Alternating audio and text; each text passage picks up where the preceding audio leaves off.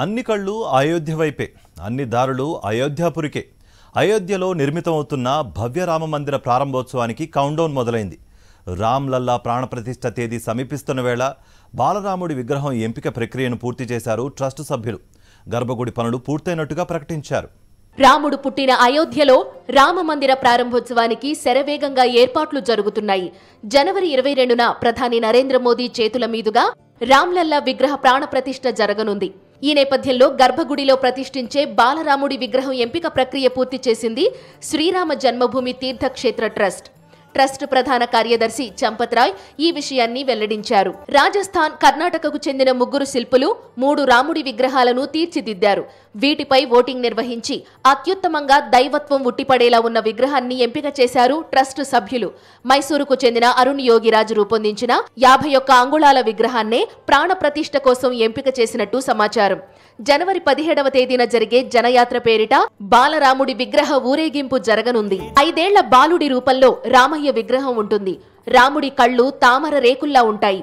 ఆయన ముఖం చంద్రబింబల్లా ప్రకాశిస్తుంది. పెదవులపై నిర్మలమైన చిరునవ్వు ఉంటుంది. మోకాళ్ల వరకు విస్తరించి ఉన్న పొడవాటి చేతులతో విగ్రహం తయారైందని తెలిపారు చంపత్ రాయ్.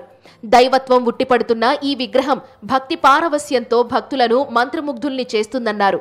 గర్భగుడిలో ప్రతిష్ఠించే ఈ రామ్లల్లాను 35 అడుగుల దూరం నుంచి భక్తులు దర్శించుకోనున్నారు. మరోవైపు రామ్లల్లా విగ్రహానికి ప్రాణప్రతిష్ఠ చేసే గర్భగుడి నిర్మాణం పూర్తయింది.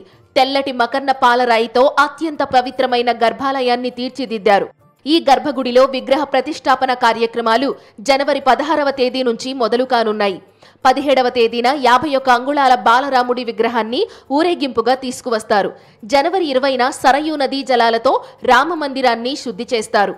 అదే రోజు వాస్తు పూజలు జరుగుతాయి. 21వ తేదీన రామ్లల్లా విగ్రహ సంప్రోక్షణ ఉంటుంది. తెల్లారి అంటే జనవరి 22న మృగశిర నక్షత్రం అభిజిత్ లగ్నంలో మధ్యాహ్న సమయంలో బాలరాముడి విగ్రహానికి గర్భగుడిలో ప్రాణప్రతిష్ఠ జరగనుంది. ప్రధాని నరేంద్ర మోదీ చేతుల మీదుగా జరిగే ఈ మహోన్నత ఘట్టం కోసం యావత్ భారతం 1000 కళ్లతో ఆసక్తిగా ఎదురు చూస్తోంది.